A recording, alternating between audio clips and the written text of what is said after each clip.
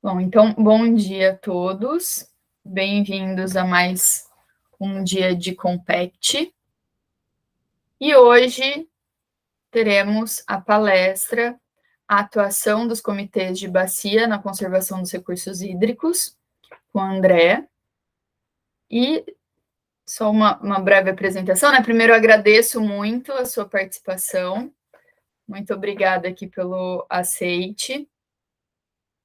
Então, uma breve apresentação, né? André é formado em Biologia e Gestão Ambiental, tem especialização em Direito Ambiental e em Elaboração e Gerenciamento de Projetos para a Gestão Municipal de Recursos Hídricos, também é mestre em Ensino e História de Ciências da Terra, atua como voluntário na organização da Sociedade Civil Instituto Ambiente em Foco, e atualmente atua como especialista ambiental nas secretarias executivas do Comitê de Bacia Hidrográfica dos rios Piracicaba, Capivari e Jundiaí, e no Comitê de Bacias Hidrográficas do Rio Sorocaba e Médio Tietê. Então, seja muito bem-vindo. Só lembrando, né, deixar as questões, a gente conversa um pouquinho ao final. Quem tiver dúvida, deixamos elas para o final. Então, muito bem-vindo, passo a palavra para você. Oi, Elisa, bom dia, então, obrigado pelo convite, né, queria agradecer o convite da Reconecta, teu nome, em nome do Maxwell. Para a gente é um prazer sempre falar dos trabalhos aqui relacionados à gestão dos comitês de bacia, né, hoje, como você bem falou, eu estou trabalhando nessas duas secretarias executivas, né, que na verdade são espaços de gerenciamento aí das diretorias dos comitês. Vou explicar um pouquinho o que é o comitê para quem não conhece, né? E estou ocupando o cargo de secretário executivo do Comitê Paulista, do PCJ e do Federal, né? Então, para começar, eu acho que é importante o que é comitê de bacia, né? Tem gente que já teve contato com essa instância, né? Na verdade, nada mais é do que uma reunião.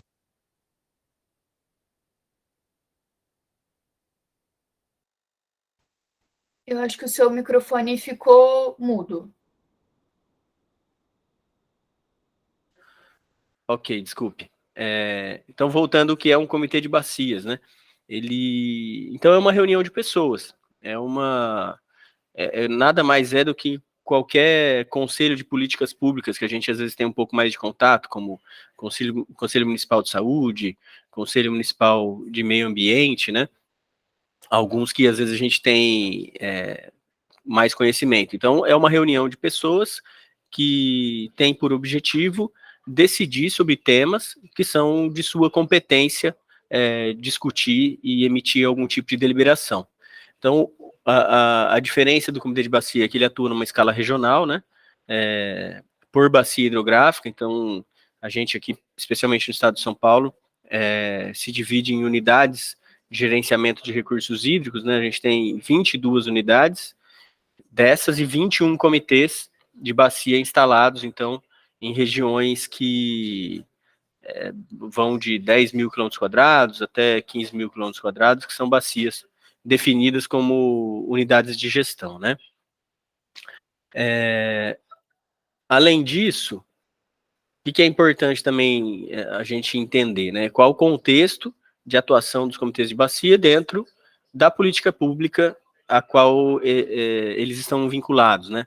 No caso, a gente fala da política de gestão de recursos hídricos.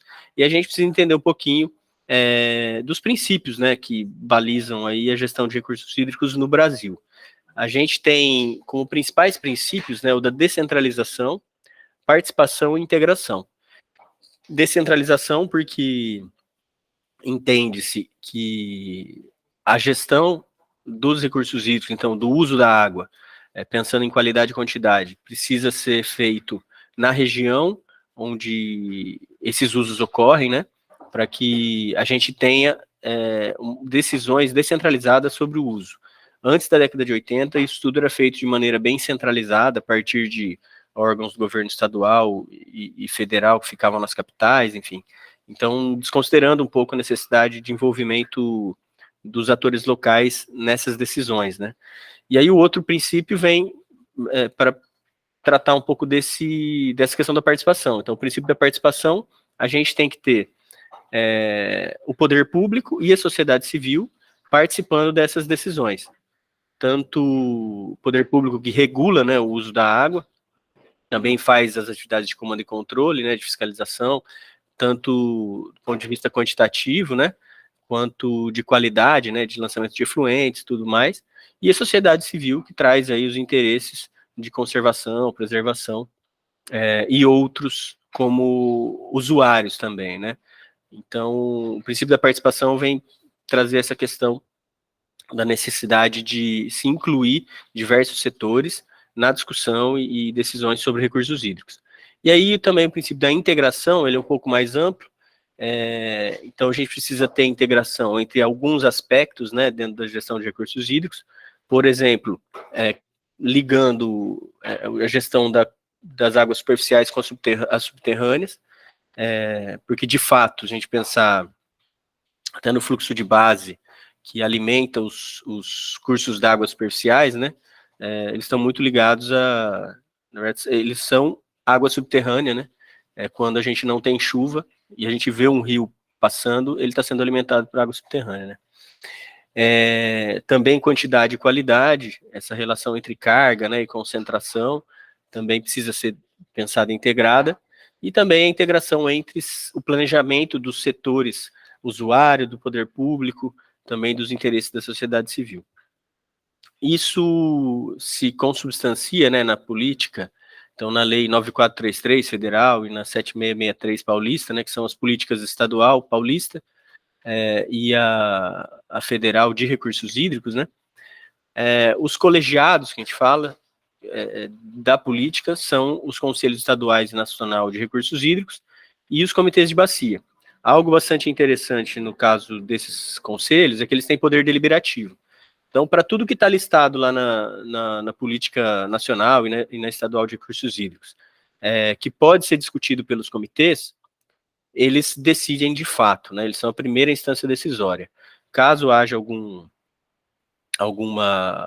recurso, reclamação, enfim, isso parte para os conselhos estaduais e nacional, porém, decisões válidas legalmente já são tomadas pelos próprios comitês de bacia. E eles decidem sobre o quê, né? Essencialmente sobre o planejamento, no médio e longo prazo, para que se tenha, consiga se atender aos usos daquela região dentro de prazos de 15, 20 anos, né? Então, esses colegiados aprovam relatórios de situação, especialmente no estado de São Paulo, relatórios de situação nos quais a apresentação de valores para indicadores de qualidade, quantidade de água, também indicadores socioeconômicos, né, para se entender o contexto de utilização da água naquela região. Esses relatórios são anuais e também são aprovados planos de bacia hidrográfica, né, que são documentos de planejamento que fazem um diagnóstico mais amplo do que o próprio relatório, mas também traçam cenários e definem planos de ação e contingentes de investimento para que se possa enfrentar os desafios aí relacionados ao uso da água nas diversas regiões e se garantir esse uso e a qualidade no longo prazo. E essas ações, então, definidas nesses processos de planejamento, nos planos de bacia hidrográfica, né, elas são financiadas, né, com recursos também definidos nas próprias políticas, né. Um deles são os royalties do setor elétrico, né, principalmente os gerados por Itaipu. Tem uma legislação toda que fala da transferência para os estados, né, de parte desses recursos, também recursos orçamentários do próprio estado da União, dos estados e da União, e a cobrança pelo uso da água também é bastante importante nesse contexto, né? Hoje, no estado de São Paulo e muitos estados do Brasil, a cobrança pelo uso da água já está implantada, né? Então, diferentemente da cobrança do pagamento de tarifa que é feito pelo usuário final nas casas, né? Todo mundo que capta água bruta é sujeito à cobrança. Todo mundo, na verdade, que é outorgado, né, que tem a autorização para captar essa água, é sujeito à cobrança, alguns usos são entendidos como insignificantes, né? Mas boa parte dos grandes usuários estão incluídos já nesse sistema de pagamento, né? Que arrecada recursos justamente para financiar as ações previstas nos planos de bacia, né? Então, esse é o arranjo, vamos dizer assim, geral da nossa política. A gente tem alguns princípios fundamentais, conselhos que discutem com base nesses princípios e produzem planejamento, né, que tem ações definidas e custos que são suportados por cobrança e outras fontes de recursos, né. Algumas instâncias envolvidas, né, na gestão de recursos hídricos, a gente tem, em âmbito nacional, o Conselho Nacional de Recursos Hídricos, órgãos que são órgãos responsáveis por executar a política, né, que é, no caso, a Secretaria Nacional de Segurança Hídrica, no caso da política federal, vinculado ao Ministério do Desenvolvimento Regional, e também tem um órgão executivo importante que é a ANA, né, que é mais no sentido de, ele é um órgão outorgante, né, das autorizações pelo uso da água nas regiões. Temos comitês de bacia também de âmbito federal, e agências de bacia que executam as decisões desses comitês também em âmbito federal. Estadual, mais ou menos a mesma coisa, né? Pensando em quem é responsável por implementar a política, a Secretaria de Estado, órgãos executivos aí que cuidam da qualidade da quantidade, quantidade DAE, Departamento de Águas e Energia Elétrica, e CETESB, a parte de qualidade, e aí comitês de bacia estaduais e também agências de bacia estaduais, né? Só para ter uma ideia, essa história de comitê começou nesse formato dessas legislações mais novas, né? Em 91 a gente tem a Política Estadual de Recursos Hídricos de São Paulo, que é uma das primeiras a ser promulgada no Brasil, e em 97 a gente tem a Política Nacional, né? E então, desde 91, a gente tem um aumento aí no número de comitês estaduais, chegando a próximo de 230 comitês agora em 2020. E hoje temos 10 comitês interestaduais, também já instalados e em funcionamento.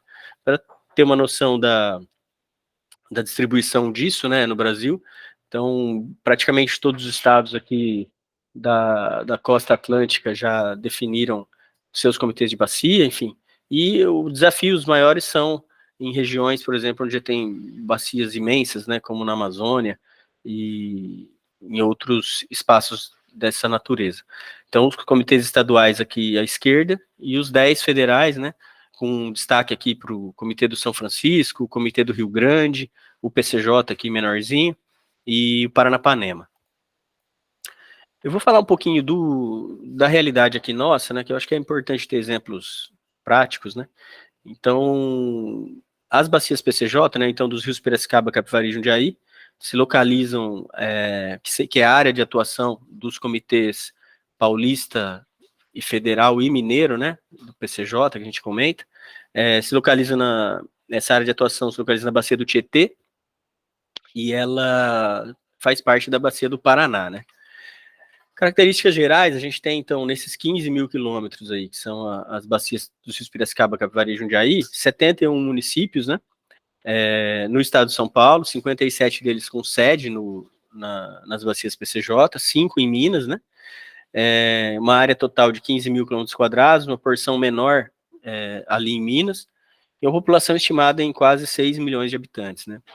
Isso é acompanhado por índices de tratamento bastante elevados para a realidade do Brasil, né, a gente tem 90% de esgoto coletado e, no geral, 77% do esgoto gerado é tratado, né, então o Brasil tem médias muito menores que isso, e o estado de São Paulo, em geral, consegue bons índices de saneamento, né. Então, essa aqui é a conformação das nossas bacias, essa mais ao sul é a bacia do Jundiaí, essa em laranja aqui é a bacia do Capivari, e o restante é a bacia do Piracicaba, que se divide em subbacias. Uma questão que agrega complexidade aqui para a gestão de recursos hídricos nessa região é o fato da gente ter rios de domínio da União e rios de domínio do Estado. Os em azul são rios de domínio do Estado, que nascem no estado de São Paulo e morrem no estado de São Paulo, e quando eu tenho rios que nascem no estado e passam para o outro, isso configura um domínio da União. Então, isso faz com que essa região, ela tenha, por exemplo, a autorização de uso da água em rios de domínio da União é dada geralmente pela Agência Nacional de Águas, e no Estado, pelo órgão estadual.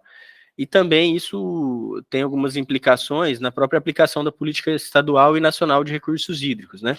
Porque quando um rio é de domínio da União, valem as regras definidas pela União. Quando é domínio do Estado, pelo Estado. Então, isso configura uma complexidade que nessa região se tentou sanar integrando os comitês de bacia federal e estadual, estaduais, né? Que são, enfim, que foram criados com base nessas legislações, né? A gente tem algumas dificuldades e desafios aqui importantes, né? A gente já falou ali de um contingente de 6 milhões de habitantes, mas a gente, acho que é importante colocar que é uma região bastante urbanizada, né? A gente tem o uso de ocupação do solo aqui muito heterogêneo, com regiões como, por exemplo, a região metropolitana de Campinas, agora a região metropolitana de Piracicaba, a região metropolitana de Jundiaí, um eixo aqui, Bandeirantes, Anhanguera, uma pujança socioeconômica muito grande, o que traz demandas, por exemplo, de empreendimentos de significativo impacto que se implantam aqui na região, os comitês de bacia que geralmente se manifestam em relação a esse assunto. A gente tem também algumas transposições de bacia regionais aqui. Então, por exemplo, a gente tem o município de Jundiaí, que está na bacia do Jundiaí, captando no rio Atibaia, o município de Indaiatuba, que está aqui na bacia do Jundiaí, captando na bacia do Capivari. Isso traz algumas influências assim para balanço hídrico, né? Então, eu tenho os lançamentos, eu tenho água saindo de uma bacia e entrando como lançamento na outra, né? Então, isso traz complexidade para a gestão de recursos hídricos nessa área. Temos aqui também o sistema Cantareira em operação, né, que abastece em São Paulo cerca de 9 milhões de habitantes e cerca de 3 milhões aqui nas bacias PCJ. É um sistema já de operação desde a década de 80, né, que por essa retirada de água, ela dificulta bastante a disponibilidade hídrica para a própria bacia do Piracicaba, né? Hoje a gente tem, então, regiões muito críticas do ponto de vista de disponibilidade de água superficial, né? E aí os eventos extremos que vêm ocorrendo, né? 2020 e 2021, a gente verifica vazões e precipitações muito abaixo das médias, né? Então isso também contribui para, especialmente nesses meses de estiagem, a gente tem dificuldades de abastecimento dos municípios, né? Alguns entram em racionamento. Então tudo isso tem que ser considerado, especialmente na gestão dos conflitos que aparecem em razão dessas complexidades, né? Aqui para ilustrar um pouquinho, é um mapa aqui do nosso plano de bacias. Ele ilustra a situação de saldo hídrico, né? Então, quanto eu tenho a mais de água em determinado período, considerando determinado período, então foram feitos com base em simulações, né? Que consideram os usos da água na bacia, e pensando entre uma diferença de saldo hídrico entre 2025 e 2035, em um cenário onde não se considerava obras de grande porte na região. A gente vê que grande parte das áreas de contribuição, né, são 255 pequenos territórios aí que são considerados nas simulações, né, boa parte deles apresenta redução no saldo hídrico dentro desses 15 anos que é o horizonte de planejamento do nosso plano, né? E aí, com algumas obras que estão previstas, como grandes barramentos, né, que já estão em construção, nas bacias do Camanducaia e do Jaguari, e também aqui do Piraí, a gente melhora um pouco essa situação, mas ainda continua com algumas regiões em vermelho aqui com bastante criticidade. Então, para mostrar que a gestão de recursos hídricos aqui nessa região é bastante delicada, né? E por isso precisa da atuação de todos os atores possíveis aí, usuários, poder público, enfim, municípios. E aí como se atua na conservação, né, dos recursos hídricos nesse contexto tão difícil, né? Uma das questões importantes é integrar as decisões, para que essa diferença, por exemplo, de legislação no corpo hídrico da União, e aí o que eu vou seguir no corpo hídrico do Estado, isso se dilua, né, para que a gente possa atender os usuários da melhor maneira possível, porque quem capta água num curso d'água ou subterrânea não se pergunta se essa água é mineira, paulista ou federal, né. Então, o que a gente precisa é dar resposta enquanto sistema de gerenciamento. Então, a gente tenta hoje integrar esses 3 comitês de bacia, fazendo reuniões conjuntas, né, e também compartilhando as mesmas câmaras técnicas, né. E só para ilustrar um histórico, né, o Comitê Paulista, então, foi instalado em 93, congregando aí as bacias Piracicaba, Capivari e Jundiaí. O Federal, então, foi criado em 2003, aí agregando aquela regiãozinha mineira que a gente tem, importante região, que na verdade são as nascentes do próprio sistema Cantareira, né, do rio Piracicaba, e aí o Comitê Mineiro, né, então, especial proporção mineira aqui das bacias PCJ, instalado em 2008. Então, em 2008 mesmo, se publicou uma deliberação conjunta desses comitês, tratando dessa atuação integrada. Então, mesmas reuniões, câmaras técnicas e uma diretoria também compartilhada, né? Então, o presidente do Comitê Paulista e do Federal é considerado o presidente dos comitês PCJ, né?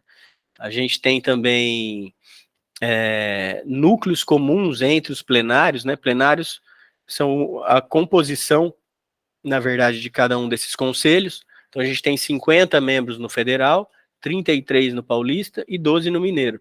E aí as decisões são compartilhadas porque vários por exemplo, 8 prefeituras que fazem parte do Comitê Mineiro, do Comitê Paulista, fazem parte também do Federal.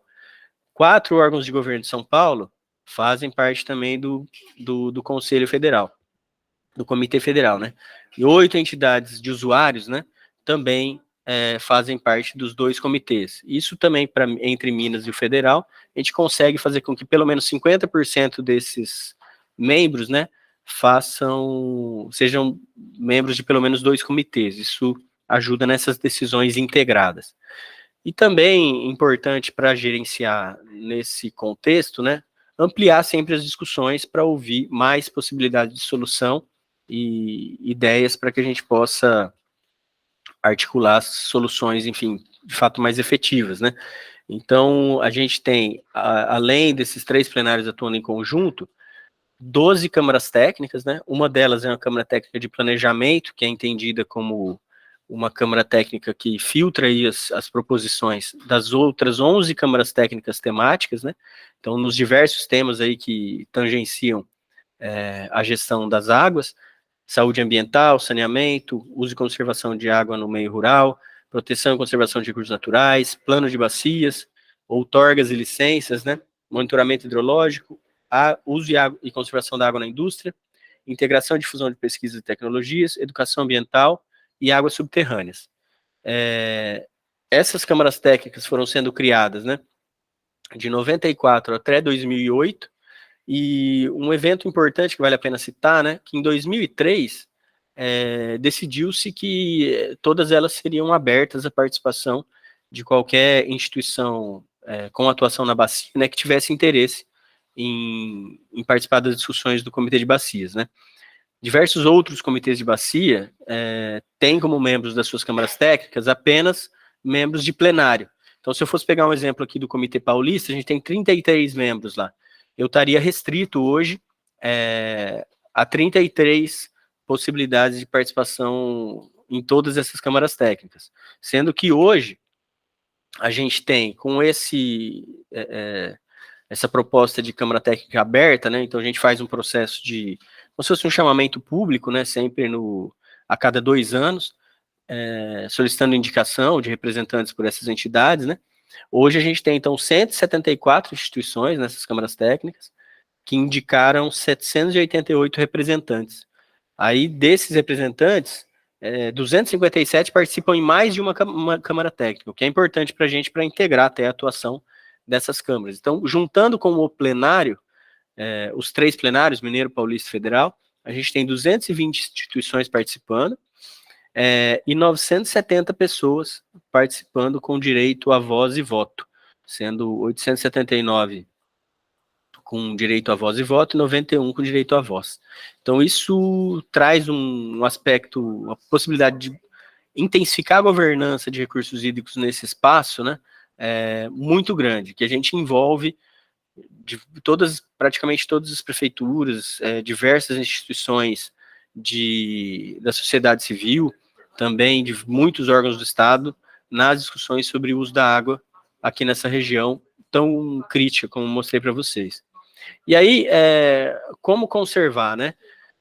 Além dessa questão de se fortalecer a governança, né, para as decisões, a gente também vai no caminho de priorizar ações e investimentos por meio do plano de bacias, né? Então a gente tem, aqui são mapas do nosso plano de bacias 2020 a 35, que mostram aqui uma priorização, por exemplo, para investimentos em coleta de esgotos. Então as áreas em vermelho são consideradas mais prioritárias, né? Que são municípios.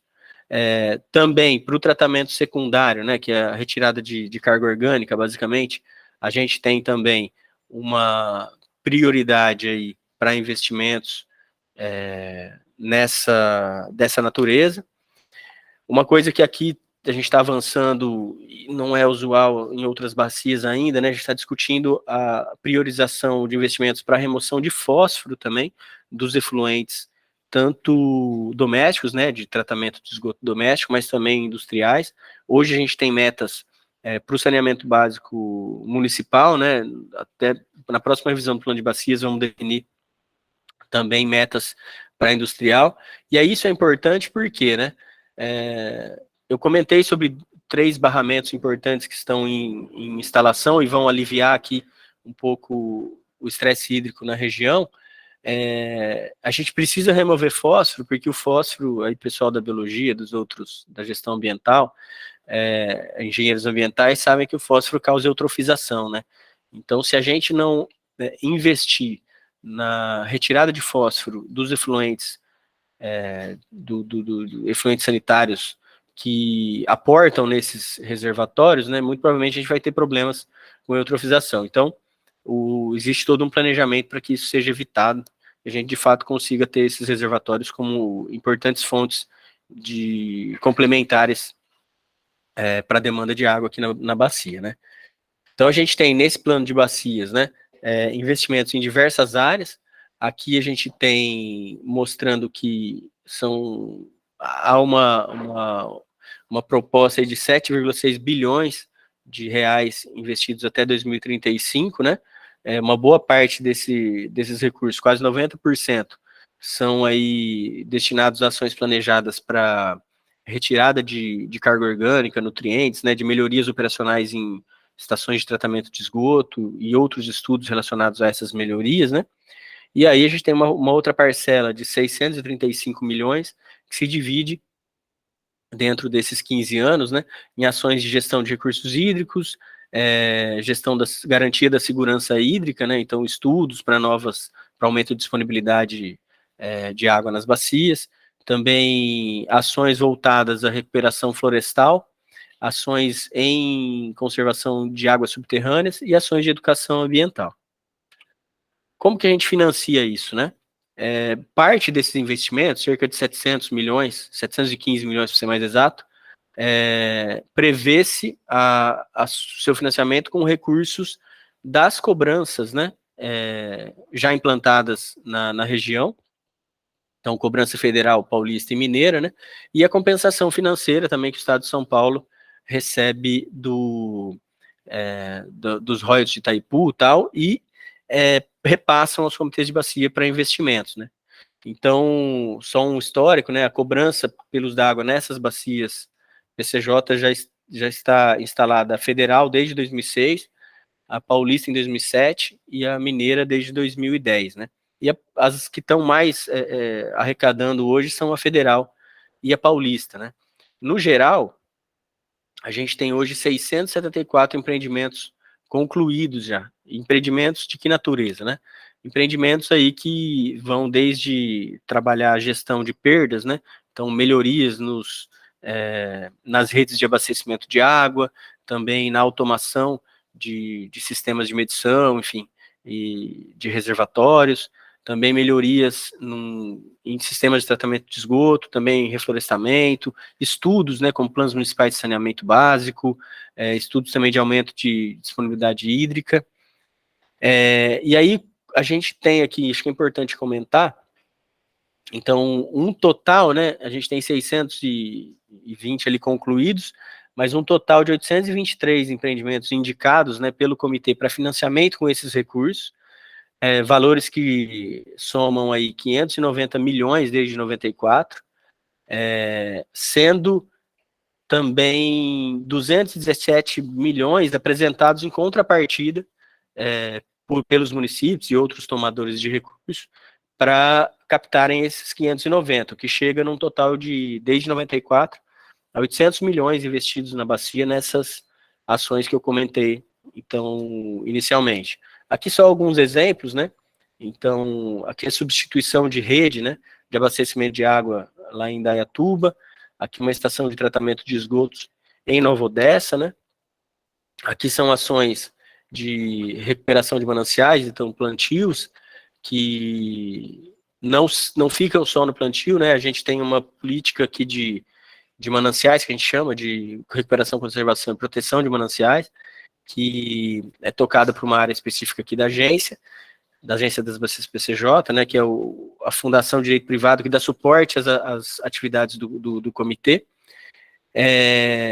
Essa política, ela objetiva a formação de grupos, né, nos municípios aqui da Bacia, grupos que são chamadas de unidades de gerenciamento dos projetos, que são montadas, enfim, compostas por representantes dos municípios, né, de órgãos públicos, de organizações de sociedade civil e parceiros nessas ações de recuperação, né. E a gente tem essas ações, então, hoje espalhadas aqui na bacia, em mananciais de abastecimento público ou importantes para captação, para abastecimento público. Alguns projetos estão em execução, um em Olambra foi concluído, né? E temos alguns não iniciados aqui em outros municípios, né? Então, outra ação importante para a conservação é o monitoramento hidrológico. Aqui, a gente tem um diagrama unifilar, né, mostrando, então, aqui na bacia, aqui temos o rio Camanducaia, o rio Jaguari, o rio Atibaia, rio Capivari, rio Jundiaí. Assim fica difícil de ver, né? Eu vou fazer um desenho aqui que vai ficar mais fácil. Então, esse monitoramento, o que é importante? Cada uma dessas estações aqui, desse númerozinho, é um número que mostra a vazão daquele rio, que é atualizada de 10 em 10 minutos. Então, isso dá uma possibilidade da gente conhecer como está a situação em tempo real dos cursos d'água, para que os usuários, né, da bacia possam tomar decisões em conjunto ou decisões em cada um dos seus sistemas, né, para que a gente evite problemas relacionados especialmente à escassez, a vazões muito baixas, né. E aqui só mostrando esses pontos, né, então a gente acaba tendo um monitoramento muito bom, tanto do meio da bacia aqui a foz do Rio Jaguari, por exemplo, aqui a foz do Piracicaba, lá em Barra Bonita, aqui a foz do Capivari, só para a gente ter uma noção dessa representação gráfica aqui. Existe também a sala de situação, PCJ, que é um espaço lá no Departamento de Águas e Energia Elétrica, na unidade aqui de Piracicaba, que ela congrega diversas informações sobre recursos hídricos, inclusive na página da sala de situação. A gente tem acesso a essa rede de monitoramento telemétrica, né, que tem cerca de 50 postos de monitoramento inseridos, e é interessante que também a sala de situação produz boletins diários, né, com a situação dos rios quanto aos aspectos quantitativos aqui na bacia, né? Então, é um espaço muito importante de consulta de informações sobre a situação dos cursos d'água. A gente tem também algumas ações aí na parte de comunicação social, né? Existe um site bastante completo, que é o site dos comitês, onde a gente tem acesso à composição dos plenários, das câmaras técnicas, a todas as decisões, né, as deliberações, os documentos de deliberação dos comitês PCJ, atas das reuniões, e tem também uma agenda onde estão previstas todas as reuniões das câmaras técnicas, plenário, outras também essas complementares aos processos de decisão aqui levados a cabo, né? Então, convido a que possam visitar aqui nosso site, olhar a agenda. Então, pode ser pedido, por exemplo, aqui nesse espaço de agenda, por e-mail, pedir para participar de alguma Câmara Técnica como ouvinte, né, reunião. Então, fiquem bastante à vontade. A gente também tem algumas ações aqui mais da agência, né, em parceria com a Câmara Técnica de Educação Ambiental, que é, por exemplo, temos um aplicativo, né, de celular que ele faz um passeio aí pelo Rio Piracicaba, que a gente chama de projeto PCJ virtual. Tem aqui hoje um primeiro módulo desse projeto com apoio da Sanasa, que é a empresa de saneamento de Campinas, né? Ela financiou junto aqui com agências, comitês, óculos aí de papel que você coloca de papelão que você coloca no celular e faz esse passeio virtual aí bem interessante. É um game, na verdade, que pode ser usado também para fins educacionais, né? Existe eventos periódicos que estão começando agora, né? Teve um em Piracicaba, na Festa das Nações, e tem mais 22 aí em municípios da Bacia, que aí leva-se o óculos, né, de realidade virtual, que aí é uma interação um pouco até mais forte, né? Então, são iniciativas relacionadas à disseminação da realidade das bacias, né, que pode ser até usado como elemento pedagógico, né? Então, é isso que tinha para passar assim, de uma maneira bem rápida, né? Espero ter passado por alguns pontos importantes aí para a gente gerar uma discussão entre os colegas aqui presentes, né? A gente fica à disposição também nesses contatos aqui disponibilizados, né? Meu e-mail, especialmente, para eventuais esclarecimentos, enfim, e outras informações que forem do interesse de vocês. Então, agradeço aí, Elisa, Max, e fico à disposição aí para esclarecimentos, tá? Eu agradeço muito a sua fala aqui. Eu acho que foi bem enriquecedora para a gente ter uma noção mesmo dessa gestão integrada e como ela ocorre dentro dos comitês de bacia. E agora nós abrimos aí para perguntas, questionamentos, fiquem à vontade. Ontem o pessoal estava meio tímido, a gente não teve muita interação. Vamos ver como o pessoal está hoje. Então, fiquem à vontade aí. Pode ser pelo chat também aqui, pelas mensagens, se vocês não quiserem abrir o microfone e falar.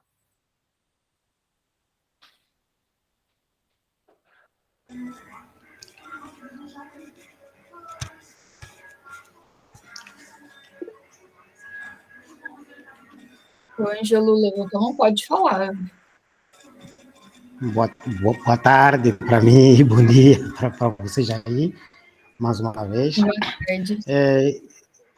Gostei muito do tema, da apresentação. Eu não tenho, na verdade, dúvida ou uma questão, só queria, talvez, uma espécie de reforço, né? Encontrei muita similaridade. Aí fala-se de comitês de gestão de recursos hídricos ou das bacias. Nós temos cá uma espécie semelhante, mas já engloba tudo. Nós chamamos comitês de gestão de recursos naturais. Então, eu, enquanto fazia a apresentação, me senti muito identificado, porque um dos aspectos, de facto, que nós temos cá é mesmo esta da gestão das águas, não é? Mas nós englobamos num comitê um pouco maior, mais abrangente, que é o Comitê de Gestão de Recursos Naturais.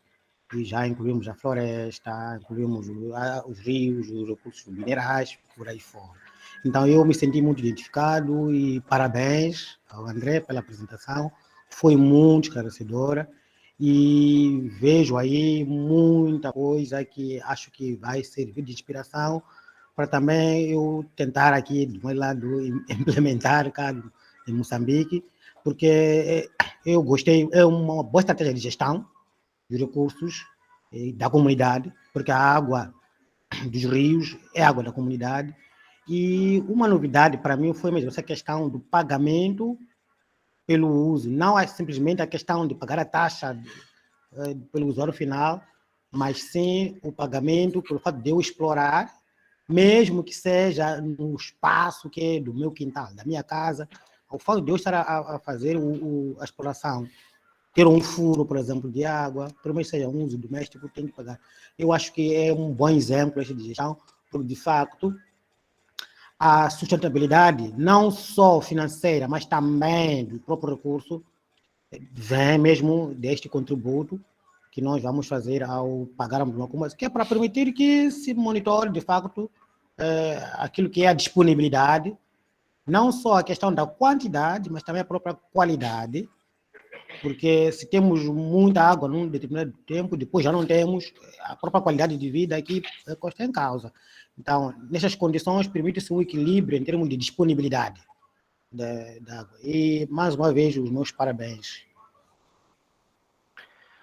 Obrigado, Ângelo. Acho que é importante também esse feedback de conhecer a realidade de vocês aí também. E a gente precisa desses espaços coletivos para fazer essas discussões, né? Tudo que é coletivo, como os recursos naturais, é importante ter o envolvimento de diversos atores para se tomar as decisões, né? Então, agradeço o comentário. E sobre a cobrança da água, só ia fazer um comentário complementar, né? É bastante importante isso aqui. O sistema paulista, que especialmente, foi baseado no sistema francês, né? Na França, as agências de bacia, né, são instituições também com caráter mais executivo, né? O comitê, ele é um conselho e faz as decisões, e aí essa agência de bacias gerencia os recursos auferidos pela cobrança, né? E aplicam, de alguma forma, nas ações que o comitê decide. Na França, a cobrança é muito mais ousada, vamos dizer, que aqui. E aí essas agências têm capacidade de, ela própria, de fazer obras, né? Então, são realidades interessantes, parecidas, mas a nossa cobrança aqui ainda é muito tímida.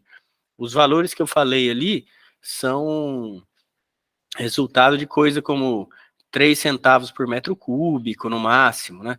Então, em outros locais, já se entendeu que essa cobrança precisa ser, de fato, um valor mais elevado ainda, para que possa gerar, de fato, a racionalização do uso da água. Porque, como você comentou, pode ser uma perfuração, um furo para uso doméstico, mas eu vou ter ali uma avaliação quanto, por exemplo, a possibilidade de não pagamento para o uso doméstico até determinado limite, isso existe, né? Então, o que se busca mesmo é racionalizar o uso, especialmente entre os maiores usuários, né? Então, agradeço aí os comentários e fico à disposição para qualquer discussão também que entender necessária, enfim, precisar da gente para alguma coisa. Muito obrigado. Mais alguém tem alguma pergunta? Alguma contribuição aqui? Fique à vontade.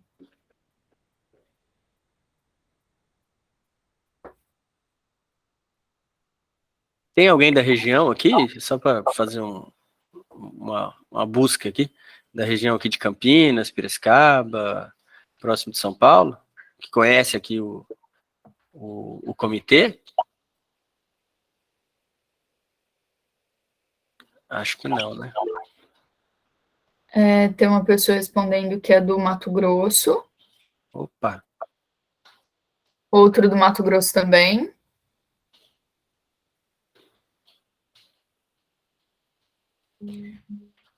Então é bom, compartilhamos aí experiências diferentes, né, das de vocês aí. Cada lugar tem as suas peculiaridades, né? Interessante que essa política de recursos hídricos tenta captar tudo isso, né? Mas aqui a Cristiane comentando, né? Excesso de hidrelétricas, né, comprometendo a sustentabilidade. Também é uma discussão importante. Para a gente aqui, acaba sendo... A gente tem alguma discussão mais sobre PCHs, né, pequenas centrais hidrelétricas, que também há sempre uma avaliação aqui pelo comitê sobre os impactos, tal, com base nos estudos de impacto ambiental, a gente acaba se manifestando também. Mas aí a dimensão das hidrelétricas é outra coisa, né?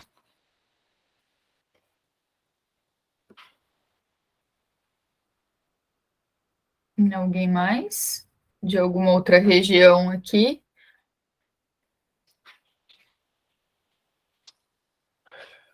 Hoje os estados avançaram bastante, né, na implementação. A ANA, Agência Nacional de Recursos de Águas, né? Hoje é a Agência Nacional de Água e Saneamento Básico, né? Ela tem feito ações junto aos órgãos estaduais. Existe um programa chama Programa Progestão, que traz aí as entidades estaduais para definir metas, né? Então, quem não tinha, por exemplo, estados que não tinham ainda implantado algum instrumento de gestão, né? Por exemplo, como a outorga. A outorga é a autorização que se dá para o uso da água, né? Alguns estados até 5, 10 anos atrás não tinham esse instrumento implantado, né? Então não tinha essa necessidade de se obter uma autorização, por exemplo, para captar água de um curso d'água, né? Seja superficial ou subterrâneo. Então, hoje praticamente todos os estados do Brasil têm isso implantado, o que é fundamental, né? Porque se a gente não conhece como está se dando o uso, é impossível gerir, né? E aqui, especialmente no PCJ, a gente já está avançando para algumas iniciativas do órgão gestor aqui, o DAE, né? Ele fazer na verdade não fazer, mas receber dados da medição dos hidrômetros dos grandes usuários, dos hidrômetros das bombas que eles captam nos cursos d'água. Então, hoje, para os grandes, a gente tem pelo menos uns 100 usuários inseridos nesse sistema de medição aí de captações, né? Que de 10 em 10 minutos a gente também sabe quanto eles estão captando. E isso é importante porque você consegue fiscalizar se o que ele tem autorizado é o que ele está captando. Ou se ele está captando mais ou menos. Então, para a gestão, isso é fundamental, né? Mais alguém?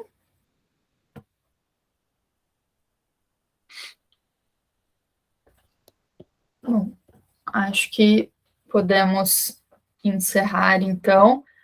Agradeço novamente pela sua participação aqui com a gente, foi uma palestra muito enriquecedora. Agradeço também a participação do pessoal aqui. Só lembrando, né, agora a gente encerra essa chamada e começamos a outra com outra palestra. Mas muito obrigada, André, pela participação. E é isso, nós agradecemos muito. A gente fica à disposição aqui, Elisa, para qualquer, enfim, esclarecimento, fique à vontade, tá? Ficamos à disposição aqui no comitê. Muito obrigada. Bom dia para todos, bom final de semana. Tchau, tchau.